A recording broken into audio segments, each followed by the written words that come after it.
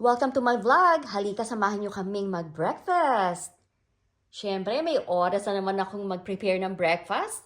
At nakita naman ninyo, all the time, napaka-busy po talaga. So, while I have the chance to make breakfast, ganito po ang pine-prepare ko for our breakfast. Pero siyempre, minsan, iba-iba rin klase. Kung ano man po ang nagkikrave kami for breakfast, yun po ang aking pine-prepare. Okay, gusto ko lamang i-share sa inyo kung ano-ano pong itong mga pagkain na inihanda ko for breakfast.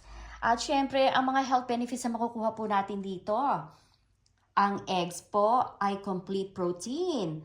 At alam nyo ba na yan po ay maganda sa mata, maganda sa heart health, at especially po sa brain function.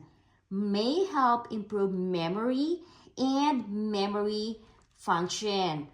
At alam naman ninyo, sa tuwing magbablog ako at meron po ako nilutong eggs, especially for breakfast, sinasabi ko po sa inyo na importante po ang eggs sa development ng brain ng ating mga anak. Kaya kung po pwede po, everyday pakainin nyo ng eggs ang inyong mga anak. Okay, pero syempre sa mga katulad po natin na young ones, minsan medyo hindi naman yata kailangang araw-araw. So, paminsan-minsan, maybe 3 times a week sa eggs.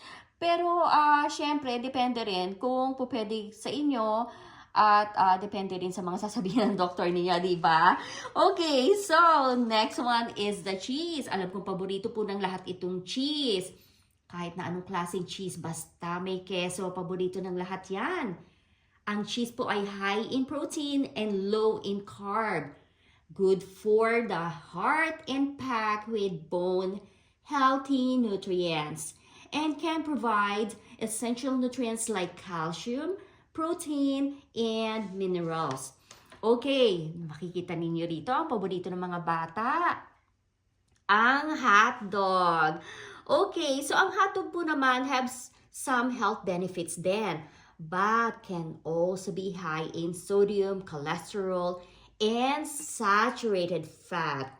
Meron naman po itong protein, vitamin B12, and minerals. At meron din po namang mabibili na hotdog na nitrate-free or uncured hotdogs. Meron po mabibili niyan. Okay, ito ang spam. Paminsan-minsan pwede yan. Siyempre, minsan pagka nagka-crave tayo, hindi po pwedeng hindi tayo kakain no?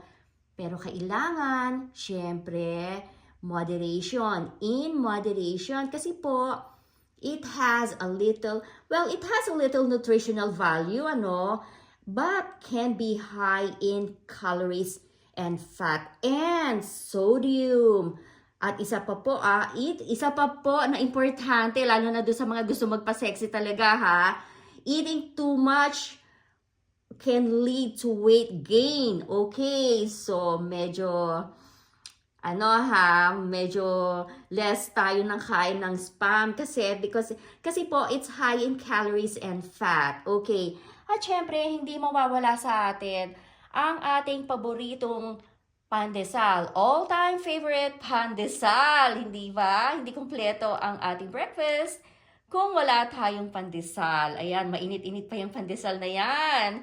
Okay, at ang ating paboritong coffee. Okay, hindi ako nag-brew ngayon ng coffee, pero meron tayo nitong Taster's Choice dito.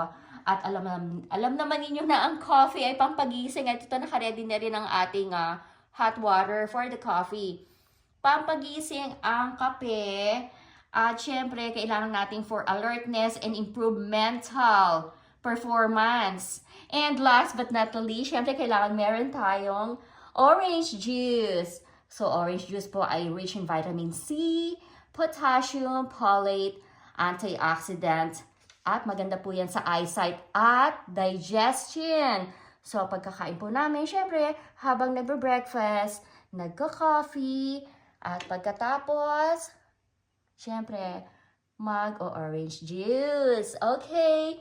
So, ayan po ang kompletong breakfast ngayong umaga na to. At siyempre, alam naman ninyo, napaka-arte kong mag-arrange ng table settings.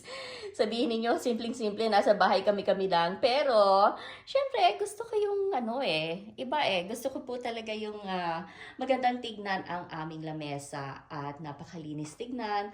At alam naman ninyo, syempre, pagka ganyan pa, talagang gaganahan ka kumain di ba? O, ayan. So, kumpleto na ang breakfast. At happy breakfast! At gano'n din po sa inyo kung kayo po ay nagbe-breakfast na ngayon. Happy breakfast po sa inyong lahat. At marami pong salamat sa inyong panonood. And don't forget to share this video. And see you guys later. Bye!